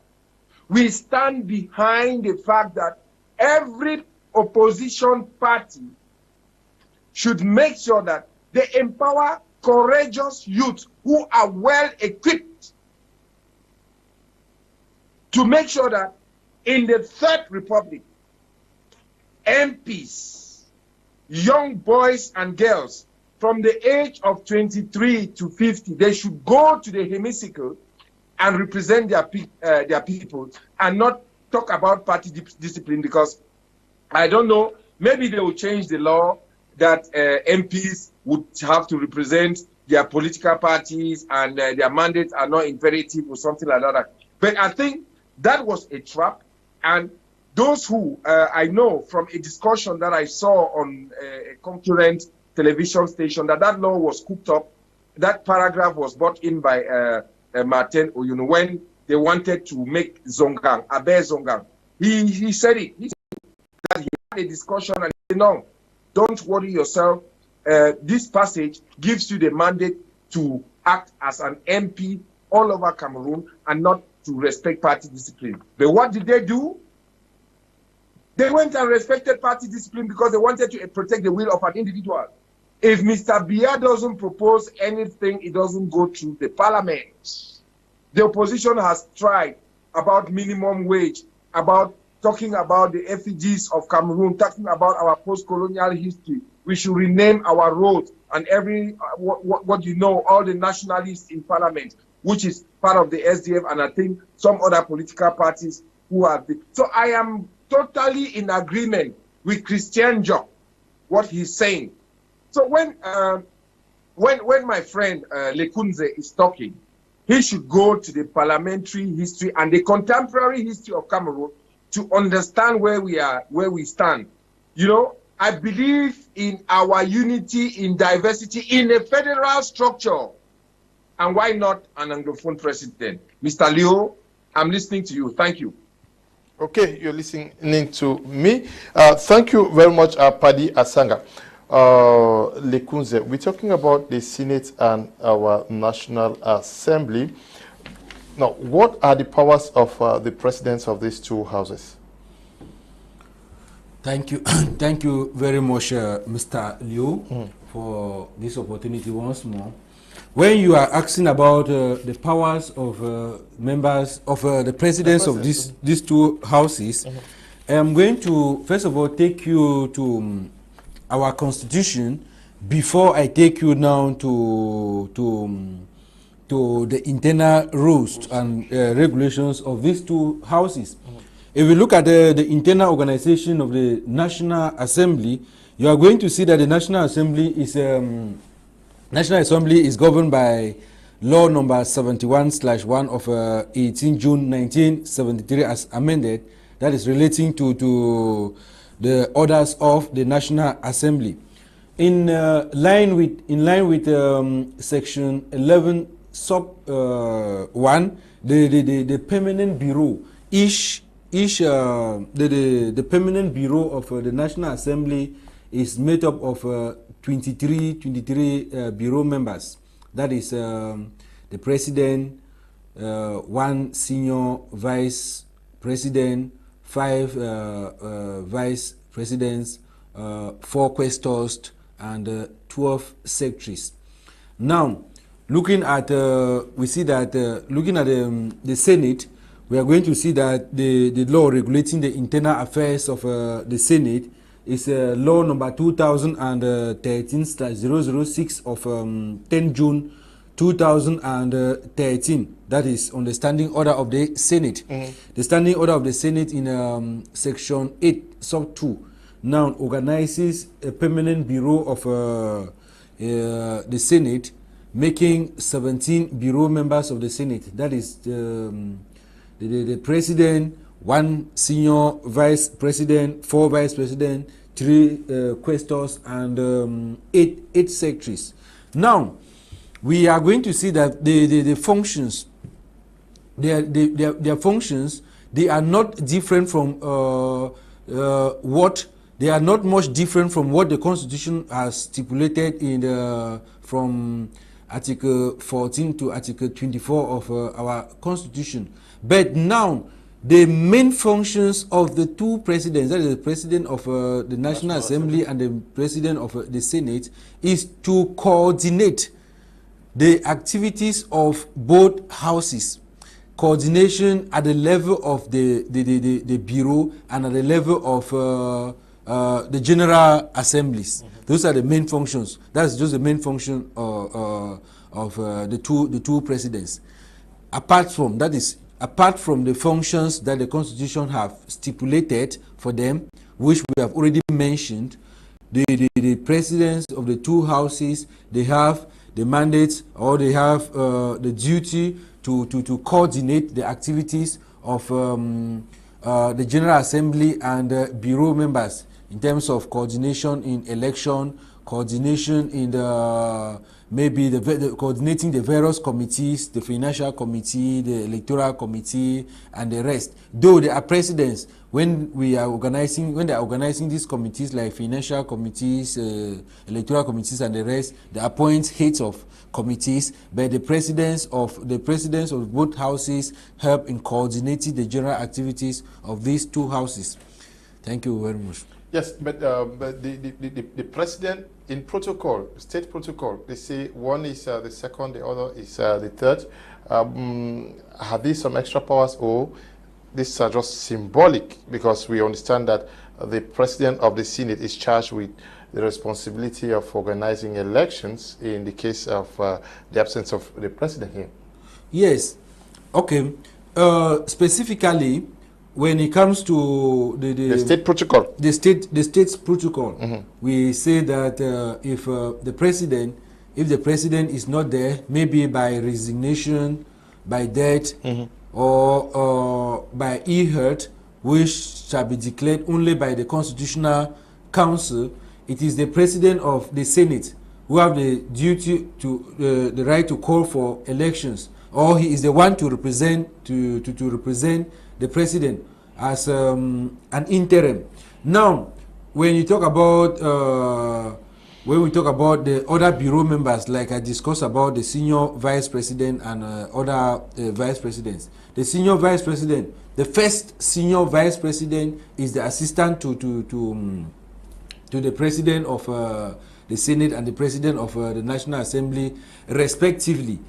In issues concerning the parliament, that is the internal regulations of the parliament, the president of the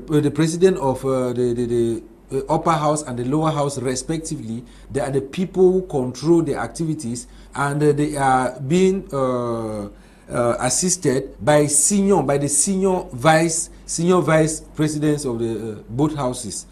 So when it comes to that, is internal organization in the in both houses. But when it comes to maybe activities in general, the president of the Constitution has stipulated that the president of the Senate, for example, he is the one standing as interim for maybe the president, and if he is not there, the vice president or the senior vice president, that is the senior vice president, is taking charge of that. Or if he is incapable, then the senior vice president is by right is going to stand for him. Ok. Est-ce que vous avez l'impression que ils ont des pouvoirs, le président du Sénat et le président de l'Assemblée nationale, à causer un changement dans l'aspect des vies des Camerounais? Est-ce que vous avez vu peut-être quelque chose qui se passait dans le nord ou n'importe où, qu'on a vu ces présidents-là imposer leur poids pour faire bouger les choses? Non, la réponse est non, évidemment. Lekunze est surpris de voir que je dis non à chaque minute. La réponse est non. Est-ce que vous vous souvenez une fois que Nyat Difendi est parlé, même depuis qu'il est président du Sénat? Non, il s'occupe ici de sa santé fragile. C'est vrai que nous tous on a des grands-pères qui ont 87 ans à la maison, dont nous sommes solidaires de la situation qu'il traverse. On aimerait bien avoir son âge, évidemment. Mais il faut qu'ils comprennent que quand on a cet âge, on fait comme grand-père dit à la maison, on écrit ses mémoires, on regarde ses petits-fils, on n'a plus à souffrir comme il le fait. C'est parce que physiquement, il n'y peut plus. C'est pour ça qu'il n'a jamais rien dit. C'est pourquoi tout à l'heure, je vous ai dit d'entrée de jeu qu'il faut supprimer le Sénat en l'état actuel des choses. Le Sénat a été supprimé au Sénégal et dans plusieurs autres pays. Partout, on est en train de supprimer au Sénat parce que le Sénat ne sert évidemment à rien. Parce que si on prend le cas du Sénat en ce moment, le Sénat n'impose quasiment rien. Le Sénat peut refuser de voter, d'adopter quelque chose. Et il faut dire que ça rentre encore à la chambre basse du Parlement, qui, elle va adopter en l'espèce et va envoyer ça au président de la République. Moi, je voulais dire que par contre, le président de l'Assemblée nationale du pouvoir, parce que le Parlement peut voter une loi. Et si le président de la République refuse de promulguer la loi, le président de l'Assemblée nationale, après 15 jours évidemment, va promulguer cette loi. Donc vous voyez qu'en théorie, il a plus de pouvoir que le président du Sénat qui, du point de vue symbolique, n'est-ce pas, assure l'intérim. On peut dire qu'ils ont du pouvoir, mais les deux, que ce soit le président de l'Assemblée nationale, que ce soit les autres, ils n'ont rien fait.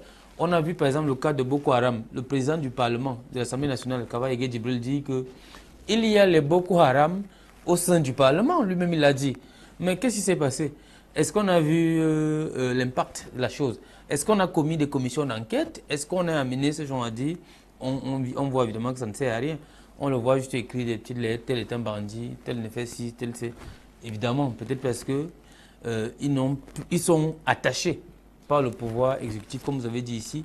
Oh, on attend une certaine indépendance, on attend de donner certaines orientations. Jouer vraiment le rôle de check and balance. Comme je l'ai dit ici, si vous pouvez jouer ce rôle de check and balance, je vous assure qu'on aurait évolué. Parce que le Parlement, le législateur de 96 a donné beaucoup de pouvoir au Parlement. Parce que le Parlement peut voter une loi qui démet le président de la République dans un mois, qui organise les élections dans un mois par exemple. Et ça va se faire. Le président de la République peut refuser de promulguer. Eux, ils vont promulguer cette loi et elle sera rendue exécutoire. Si vous voyez un peu. Alors maintenant, ceux-ci ne comprennent pas le pouvoir qu'ils ont entre leurs mains, que le peuple leur a confié, qu'ils doivent pouvoir mener à bien. C'est d'ailleurs dommage. On voit comment les députés de l'opposition se démettent. Malheureusement, le petit nombre qu'ils sont ne leur permet pas de renverser les choses. Nous, on prépare les populations en leur disant, préparez-vous à comprendre qu'il faut prendre les mairies, il faut prendre, n'est-ce pas, ces parlements pour pouvoir changer les choses, pour changer ce régime jacobin, on l'a dit, parce que ces vieux de Yaoundé n'ont pas l'intention de pouvoir changer les choses. Pour eux, c'est quasiment devenu un royaume. Ils veulent mourir là-bas au pouvoir, ils partent avec, ils détruisent quasiment tout. Pourquoi un jeune comme Lekunze que j'ai en face ne serait pas ministre? Vous prenez le cas du ministre de la Jeunesse. On vous dit que l'Union africaine a défini la jeunesse de 15 à 35 ans. C'est qu'eux-mêmes, ils ont repris à travers le Conseil national de la jeunesse du Cameroun. Mais regardez qui est le ministre de la jeunesse. C'est un autre vieux coulant. Comment un vieux peut comprendre les problèmes de la jeunesse? C'est pour ça que vous voyez qu'il ne comprend évidemment rien qui se passe. D'ailleurs, c'est tout le système. C'est comme ça que ça se passe. Malheureusement, chers amis, je vous le souhaite vivement. Rejoignez-nous au niveau du PCRN et de l'opposition camerounaise pour comprendre qu'il faut un nouveau souffle. Il faut proposer quelque chose d'alternatif. Parce que demain, c'est nous qui allons gouverner ce pays. Et ces gens ont tellement détruit le peuple camerounais que la question de la crise anglophone, pourquoi ça perdure?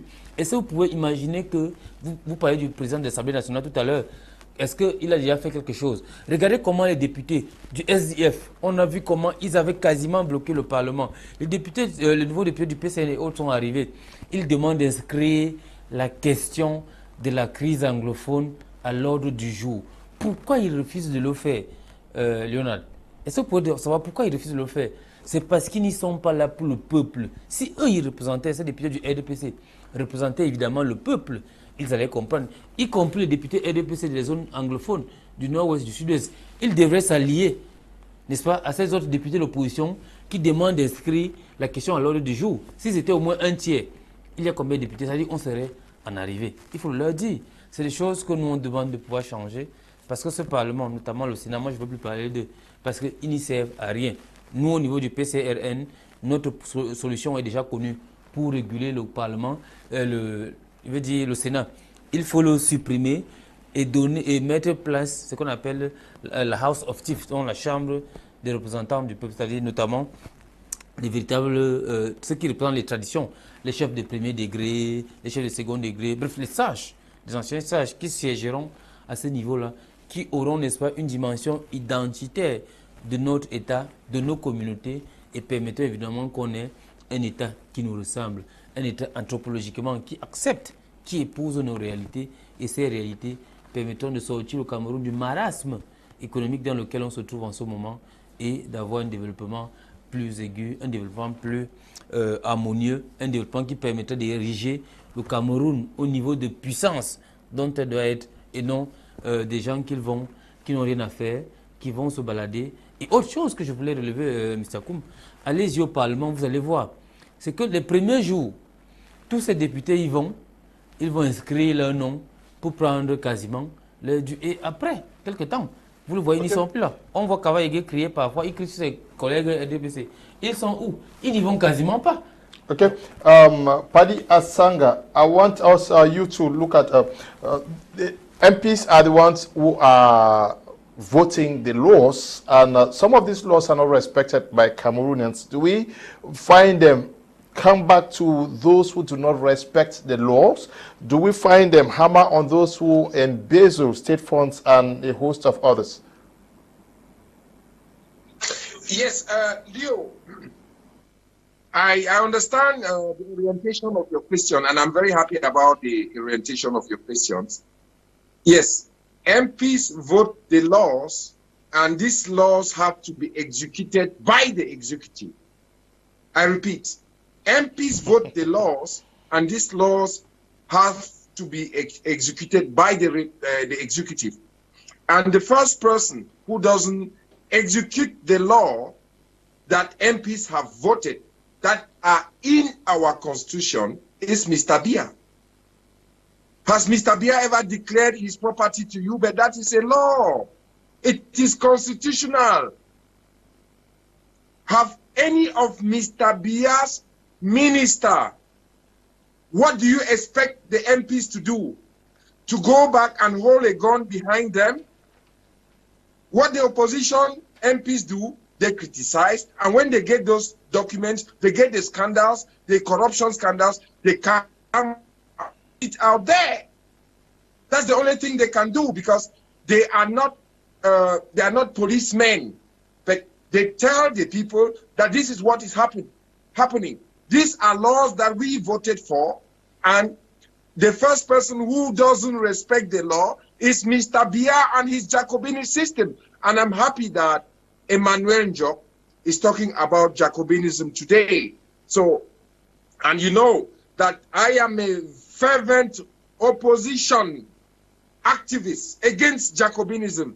And he told you something that caught my attention, that other countries have crashed the what you call the Senate. Why did they crash the Senate? Because they noticed that it was obsolete. It was just a copycat situation, that they copied the Constitution, the Senate, the laws of the Senate, of all the what you call quote unquote précaré français, and implanted in Cameroon, just for some courageous countries to understand that it doesn't work, and they scrap that thing. So we are in a situation where we think that MPs have their place, senators at this time in place, it is not called for. We of the opposition, we don't have the numbers, but I think our populations are getting educated. They know the role that their MPs are playing. They have seen it. They have felt what the opposition has been doing. The opposition has come yet now in parliament. They can witness the debate. They know who is doing what in parliament, and they can sanction them. So you will not expect an MP to go and arrest a minister who has not declared his fortune, or who has, it is rumored that he has embezzled and so on and so forth. That is the role of the executive, and the executive is in the hands of the government. It's not in the hands of the legislative. Neither is it in the hands of the MPs. So we cannot eat our cake and have it. If we embrace Western democracy, then we should apply it in the way it functions. We should apply it in global, in its global form, not do cherry picking. Take what favors you and what doesn't favor you. And that's what Mr. Biya's government has been doing for the past years. They would arrest somebody whom they don't like, who has exaggerated, but keep every other person who is embezzling, but is loyal to Mr. Biya. So what do you think that an MP will do in that situation? What the MP can only do is to denounce it, and that is in their prerogative. If you want all MPs of the opposition to take guns and go with it into the parliament, is that what you are asking me, Mr. Leo? Please, I know I'm not supposed to ask questions here, but tell me if you expect that they should take guns, and when these ministers come to, who have embezzled money, who have not declared their property, go and put at gunpoint and say, declare your property. Is that what you are expecting from me to tell you? I'm listening, Mr. Leo. Okay, you are listening. We are almost the end of today's edition of Prime Hour. Yes, Lekunze. About the opposition, Mr. Leo. Okay. We are talking about the opposition. So you should understand that as few as we are the opposition, that is the voice, the lone voice in the forest that keeps on denouncing, doing its job, telling the people where the stakes are, and we shall get there.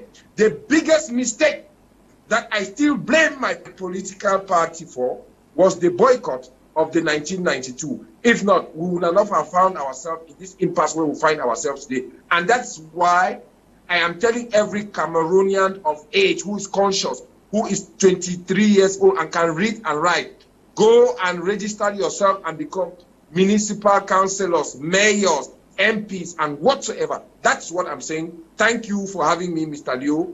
I'm right here with you, people. Okay. Thank you, too. Now, let us talk about the understanding and knowledge that Cameroonians have of the workings of the National Assembly and the Senate. You think that they know enough, and how do we get them to understand more? Okay, Mr. Leo, before I move into that, I am going to make a little bit of clarification in something our brother Paddy Asanga said. He spoke about, he brought a blame game on the members of government not declaring their asset. I wish to remind Mr. Paddy Asanga that declaration of asset is not the responsibility of the executive alone. If you look at the Cameroon Constitution, the 1996 Constitution, Part 7, Article 66, it talks about declaration of assets. Now, you are going to see that in our 1996 Constitution, Article 66, they inscribed the declaration of assets of all the members of the government. Now, that if you want to maybe stand for a government position or take a government position, you must be able to declare your assets. Now, if you look at the era of 1998 and 1999, you see that Cameroon featured among one of the most corrupt countries in the world. It was until the promulgation of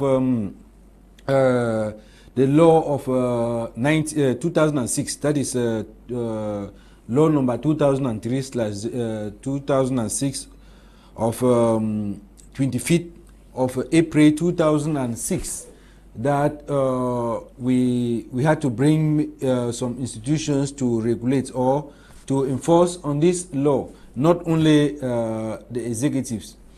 That was just a remark.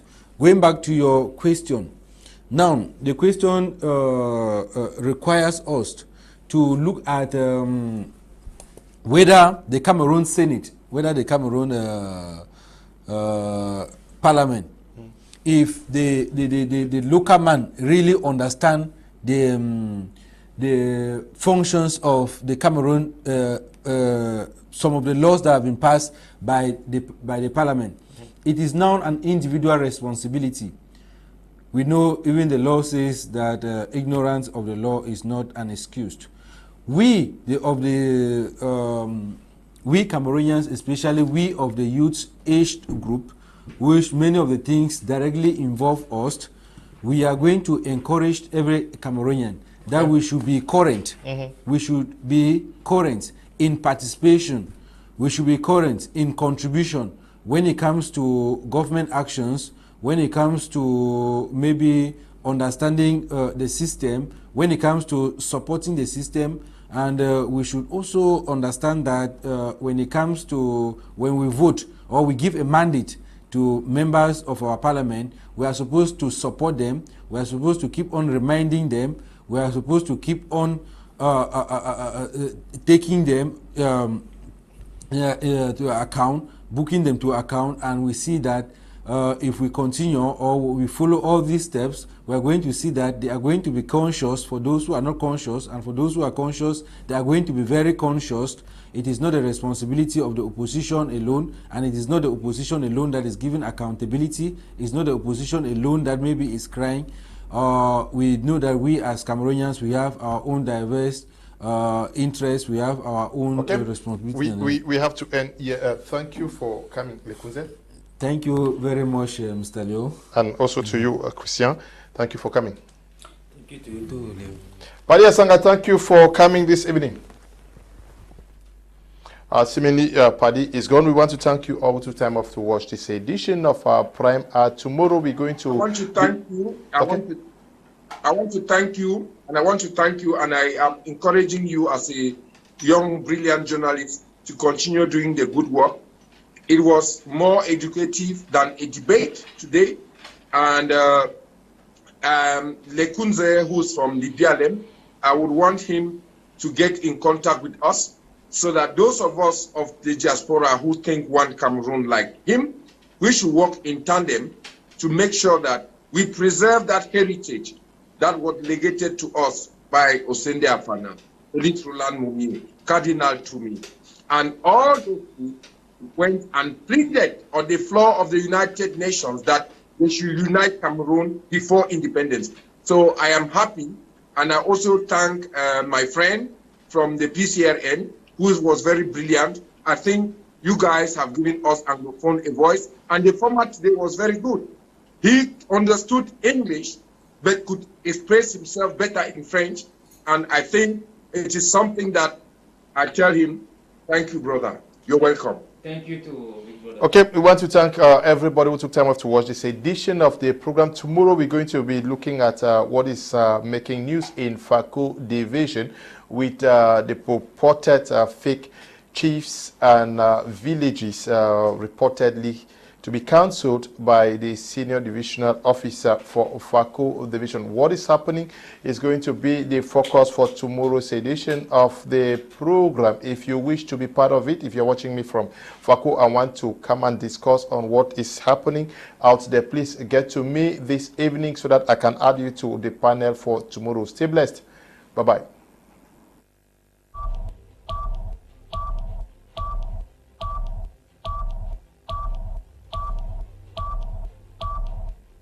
Black, it's not dark, it's bright.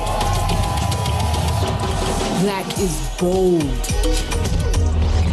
Black is every color, all together.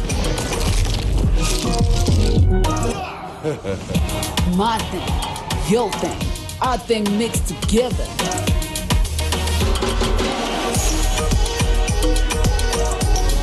Black shines bright. Drink it in.